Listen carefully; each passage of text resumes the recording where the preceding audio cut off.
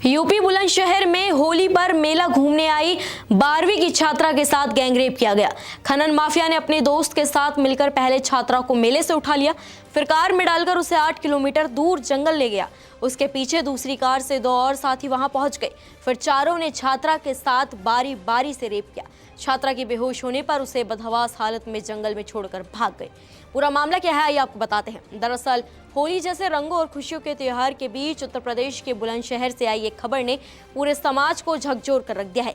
जिस दिन लोग रंग गुलाल और मेलों की रौनक में डूबे थे, उसी दिन एक 17 साल की 12वीं कक्षा की पढ़ने वाली छात्रा के साथ ऐसी दरिंदगी हुई जिसने इंसानियत को शर्मसार कर दिया।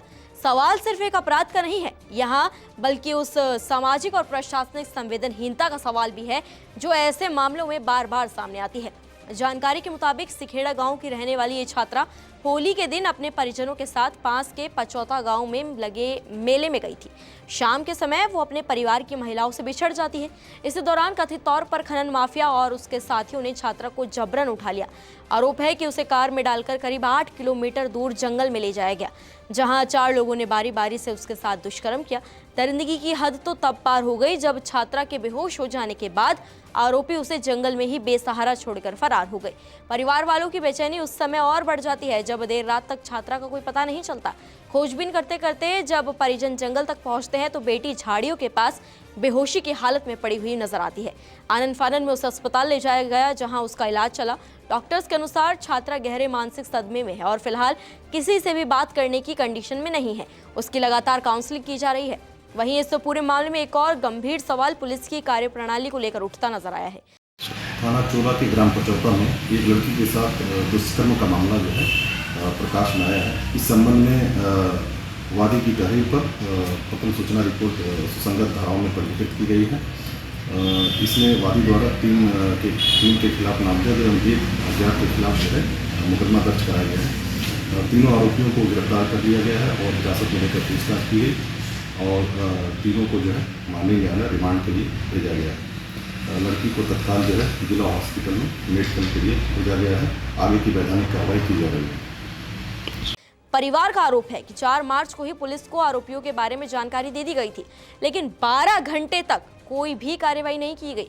जब परिवार और गांव वालों ने थाने पहुंचकर विरोध प्रदर्शन किया, तब जाकर पुलिस हरकत में आई और मुख्य आरोपी खनन माफिया सुनील यादव समेत 4 आरोपियों को गिरफ्तार किया गया।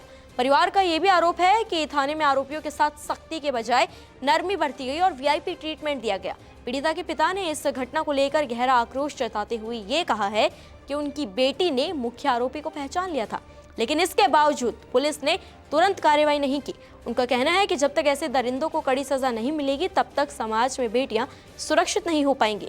उन्होंने मुख्यमंत्री योगी से मांग की है कि आरोपियों के खिलाफ कड़ी से कड़ी कार्रवाई की जाए ताकि ये घटना किसी और परिवार की जिंदगी को तबाह ना कर सके।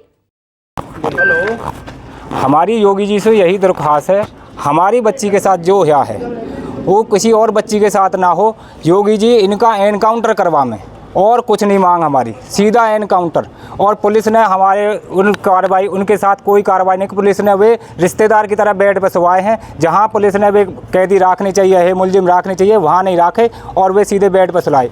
थाना प्रभारी बलराम सिंह ने उनके साथ पैसे खाकर उनके साथ कतई रिश्तेदार की तरह व्यवहार कराया है। जो पचौते का खनन माफिया है सुनील, उनका उनमें एक साली का लड़का है, इसलिए वो बलराम सिंह पर पैसे पहुंच गए। बलराम सिंह ने भी रिश्तेदार की तरह रखे। हमारी योगी जी से यही दरख्वास्त है कि उनका एनकाउंटर होना चाहिए, जो आज हमारी की गैल होया हो और किसी की गैल ना हो। अच्छा, बच्ची कौन सी क्लास में पढ़ती थी? 12th के पेपर चल रहे हैं, पेपर दे रही थी।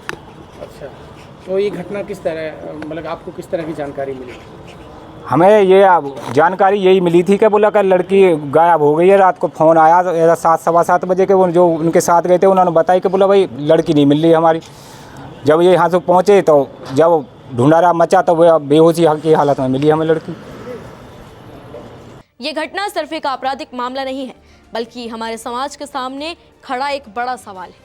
आखिर त्योहारों और सार्वजनिक जगहों पर भी बेटियां कितने सुरक्षित है?